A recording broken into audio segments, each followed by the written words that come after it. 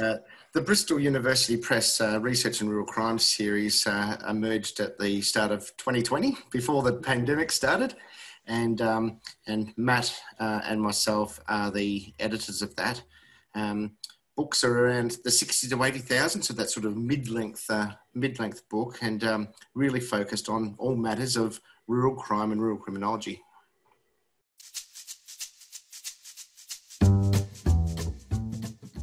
We're open to contributions that address issues that are, quite specific to rural areas, but also well-trodden areas within criminology with a rural focus. We know a lot, from criminological studies and from sociological studies, in particular areas like gender, drug use, all these kind of, prisons and corrections and all these, familiar themes. But we're looking to explore those with a particular rural focus. I think it would be true to say also, Alistair, that we're keen on, this is an international series, so we're keen on having perspectives from around the globe, but also addressing global themes. There may be issues that are only affecting a small number of countries or places, but they are, they're global. They have global impact, and there's potential global learning. Yeah, that's so right. The international dimension of the book series, I think, is critical. And it's those books which are either focused on rurality in a particular geographic area, or those themes that perhaps a narrower theme, but that impacts on rurality everywhere. And I think already the proposals which have come in and some of the contracts which have already been offered to contributors really show that array, and the different approaches too. So some of the books are going to be very much theoretically driven. Others will rely upon empirical data, original research as well. And other people, of course, will propose a mixed methods approach perhaps too.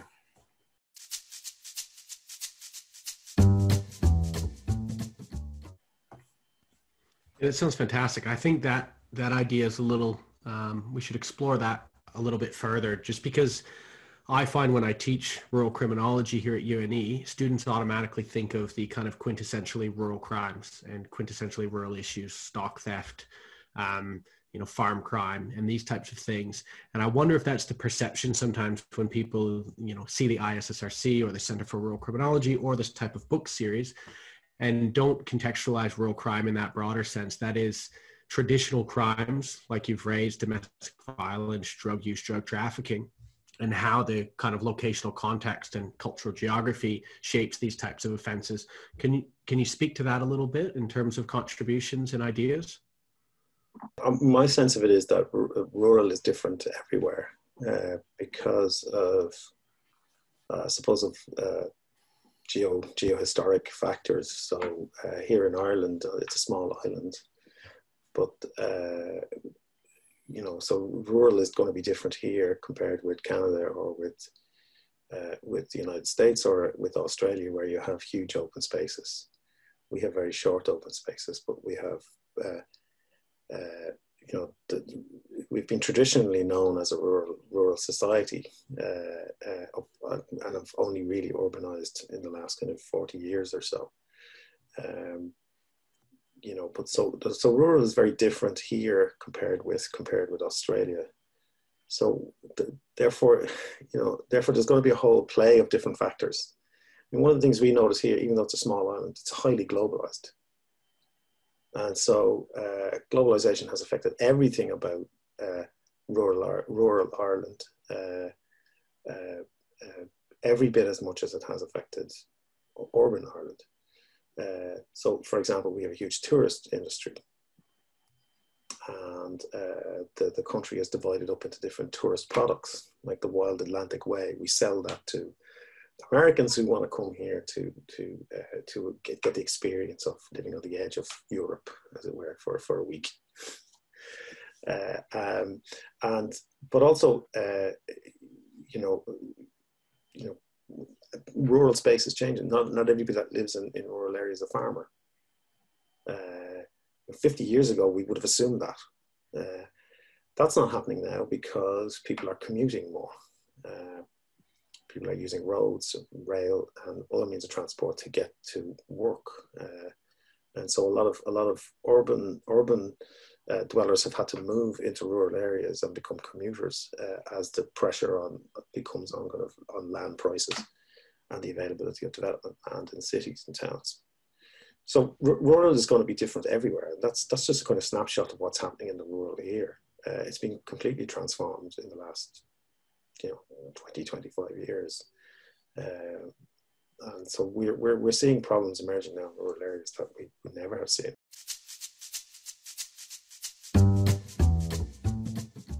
It's interesting, Matt, that you've used the word transformed, because it just so happens that the very first book in the series is called Rural Transformations, and it's going to be a series of 10 essay-style chapters in the book, which really go to, well, what is rural crime, what is rural criminology, and trying to tease out some of those key conceptual issues around the field.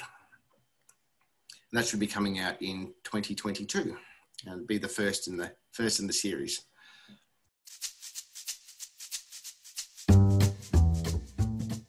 Really interested to hear from anybody who's working in this space, whether you're an early career researcher, whether you're an established researcher, whether you're a practitioner or a group of people wanting to come together with an idea for an edited collection. So really the book series is an opportunity for that mid-length 60 to 80,000 word monographs. They could be edited collections, they could be co-authored, they could be sole-authored monographs. It could involve a number of established people within academia, or perhaps combining, importantly, with thinking to some of the practical outcomes, teaming up and working with people within industry.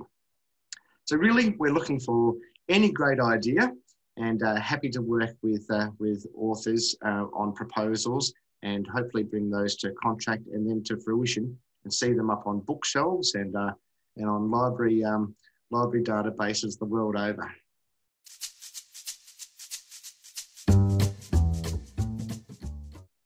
If anybody wants to pitch an idea, they can just contact Matt or myself or our commissioning editor at Bristol, Rebecca Tomlinson, and we're more than happy to spend some time and talk through ideas, even in their infancy, with a hope that we can bring your good ideas and your hard work to reality.